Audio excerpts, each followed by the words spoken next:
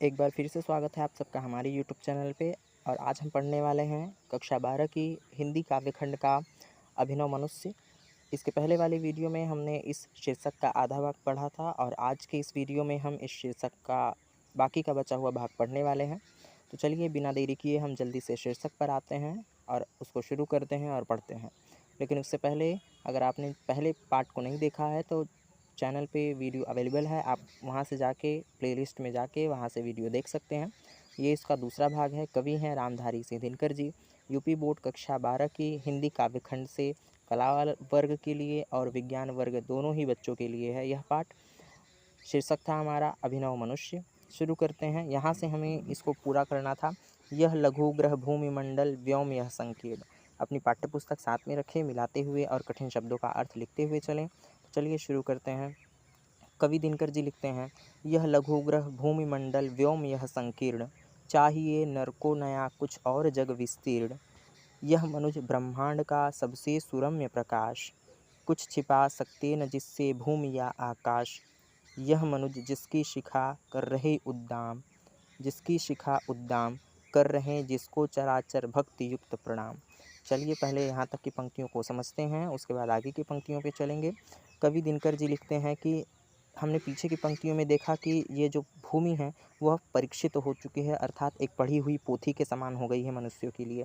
अर्थात मनुष्यों ने इस धरती पर सब कुछ ज्ञात कर लिया है। अब इस धरती पर उनके लिए कुछ नया जानने के लिए शेष नहीं रह गया। अर्थात विज्ञान ने उन्हें ऐसी शक्ति दे दी है जिसकी वजह से उन्होंने इस संपूर्ण धरती के एक एक जो है वस्तुओं के बारे में जानकारी प्राप्त कर ली है। कवि कहते हैं कि अब यह भूमि लघु ग्रह, यह छोटा सा ग्रह, और यह भूमि मंडल अर्थात यह धरती, और यह व्योम अर्थात आकाश, संकीर्ण अर्थात संकुचित हो गए हैं। अर्थात मनुष्यों के लिए ये सारी चीज़ें अब संकुचित हो गई हैं, छोटी हो गई हैं। अब मनुष्य नए नए क्षेत्रों में, नई नई गतिविधियाँ, नई नई विस्तार के क्षेत्रों में जाना चाहता है। और वह जो है चाहिए नर को नया कुछ और जग विस्तीर्ण, मनुष्य को जो है इस संसार में और भी कुछ विस्तीर्ण अर्थात कुछ व्यापक करना चाहता है वो। अर्थात मनुष्य जो है संसार में व्यापक तौर पर नई नई चीज़ों के बारे में जानने के लिए उत्सुक है। क्यों? क्योंकि उसने इस संसार के सभी चीज़ों के बारे में जानकारी एकत्रित कर ली है। उसने प्रकृति पर अपना विजय स्थापित कर लिया है। इसके बावजूद भी उसकी गतिविधियां अब भी नहीं रुक रही हैं और वह नए एवं विस्तृत संसार को खोजने के लिए निरंतर तत्पर है। कवि दिनकर जी कहते हैं, यह मनुज ब्रह्मांड का सबसे सुरम्य प्रकाश, कि जो मनुष्य है यह इस सृष्टि की, संसार अर्थात सृष्टि का सबसे सुरम्य प्रकाश अर्थात सबसे सुंदरतम रचना है। सुरम्य प्रकाश अर्थात सबसे सुंदर प्रकाश है। अर्थात मनुष्य ही इस धरती की सबसे सुंदर रचना थी। मनुष्य ही इस धरती की सबसे सुंदरतम वस्तुएं थीं। और कुछ छिपा सकते न जिससे भूमि या आकाश, परंतु इस मनुष्य ने विज्ञान का उपयोग करके धरती की वस्तुओं को इस प्रकार से जो है उसका अध्ययन कर लिया है कि कुछ छिपा सकते न जिससे भूमि या आकाश, कि आकाश से पाताल तक अर्थात धरती से लेकर आकाश तक कोई भी ऐसी वस्तु शेष नहीं है जो मनुष्यों से छिप सकी हो। अर्थात सर्वत्र वस्तुओं के बारे में मनुष्यों ने अध्ययन कर लिया है।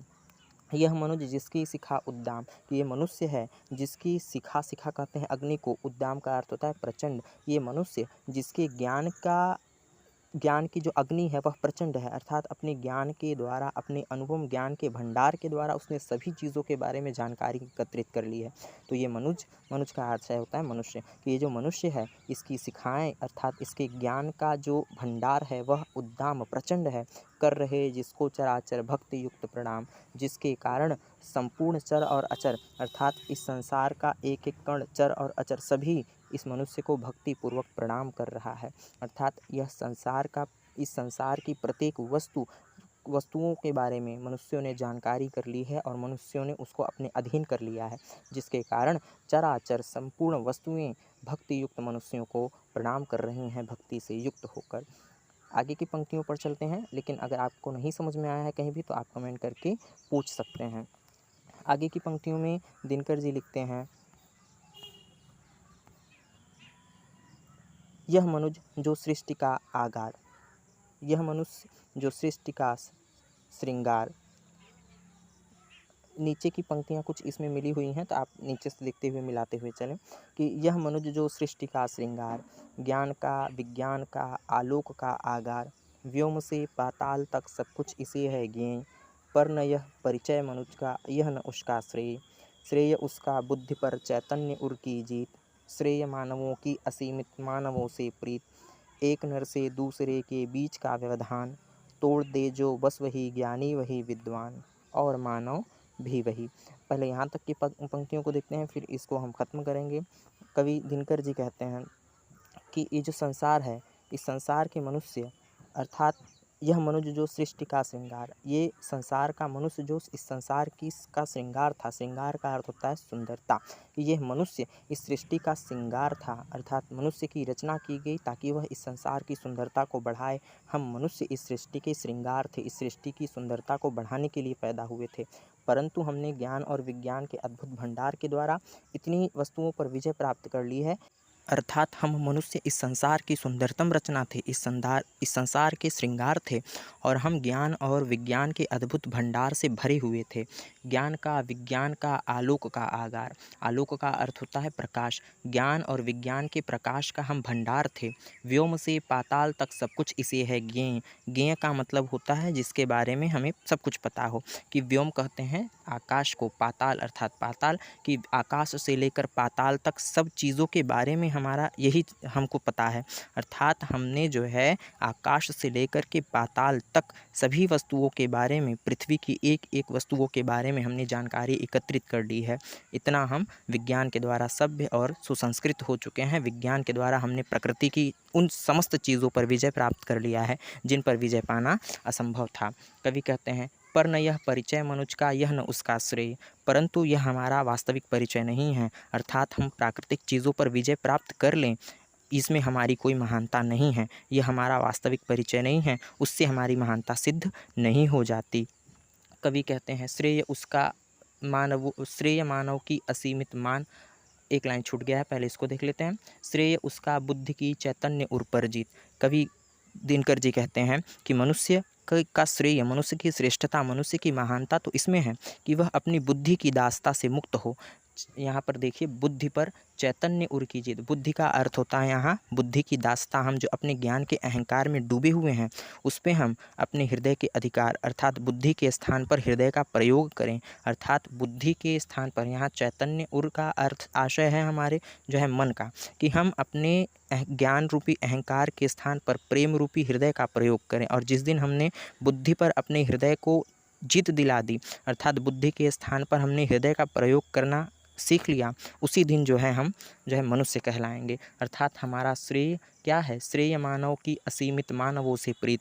मनुष्यों का श्रेय, मनुष्यों का श्रेय क्या है? वह असंख्य मनुष्यों के प्रति सच्चा प्रेम रखे।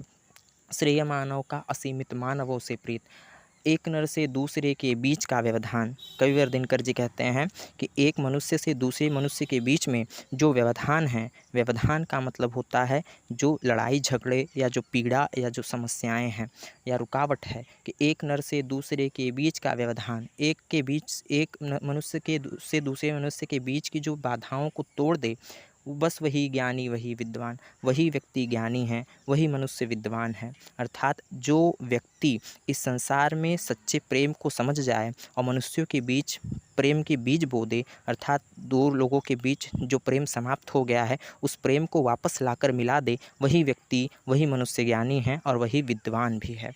कहते हैं कवि, और मानव भी वही, और वही व्यक्ति मनुष्य भी है, अर्थात वही व्यक्ति वास्तव में श्रेष्ठ मनुष्य कहलाएगा, जो स्वयं को एक न समझे बल्कि संपूर्ण पृथ्वी को अपना परिवार समझे, संपूर्ण लोगों से प्रेम करे और एक दूसरे को साथ लेकर के चले। कवि कहते हैं, आगे की पंक्तियों में कवि ने जो है विज्ञान की जो है नुकसान अर्थात विज्ञान की हानि की ओर संकेत किया है, कि विज्ञान से हमें लाभ तो है, परंतु इससे हमारे समाज को, इससे हमारे परिवार को, इससे हमारे जो है देश को खतरा भी है। तो कवि कहते हैं अंतिम पंक्तियों में, सावधान मनुष्य, यदि विज्ञान है तलवार, तो इसे दे फेंक तजकर मोह स्मृति के पार, हो चुका है सिद्ध तू शिशु अभी अज्ञान, फूल कांटों की तुझे कुछ भी नहीं पहचान, खेल सकता तू नहीं ले हाथ में तलवार, काट लेगा अंग तीखी है बड़ी यह धार।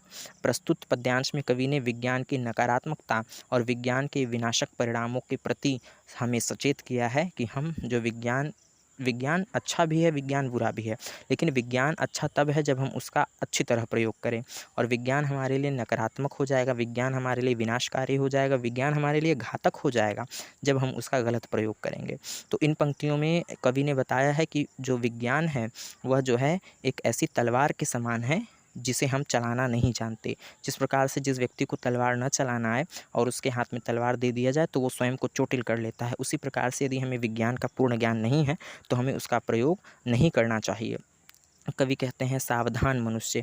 कवि दिनकर जी ने मनुष्यों को सावधान करते हुए कहा है कि यदि विज्ञान है तलवार, कि यदि विज्ञान एक ऐसी तलवार है जिसने आपको उन्नति का मार्ग दिखाया है, जिसने नए नए उपकरणों को खोज दिया है, और जिसने ऐसे ऐसे जो है चीज़ों को उपकरणों को विकसित किया है जो हमारे जीवन को सुगम बनाते हैं, तो फेंक दे इसे तजकर मोह स्मृति के पार। तो हे मनुष्य, अगर तुम इस तलवार रूपी विज्ञान को चलाना नहीं जानते हो, अर्थात इस वातावरण से विनाश की परिस्थितियां उत्पन्न कर लेते हो, विज्ञान का दुरुपयोग करते हो, तो हे मनुष्य, इस विज्ञान रूपी तलवार के मोह को, अर्थात उसकी लालसा, उसकी लालच को त्याग करके इसे मोह के पार फेंक दो, अर्थात इसका उपयोग जो है वर्जित कर दो, अर्थात इससे कल्याणकारी साधन का उपयोग करो। अगर नहीं होता तो इसे अपने जीवन से त्याग दो। विज्ञान रूपी तलवार को कवि कहते हैं हो चुका है सिद्ध तू शिशु अभी अज्ञान, कि हे मनुष्य, यह सिद्ध हो चुका है कि तुम अभी अज्ञानी हो,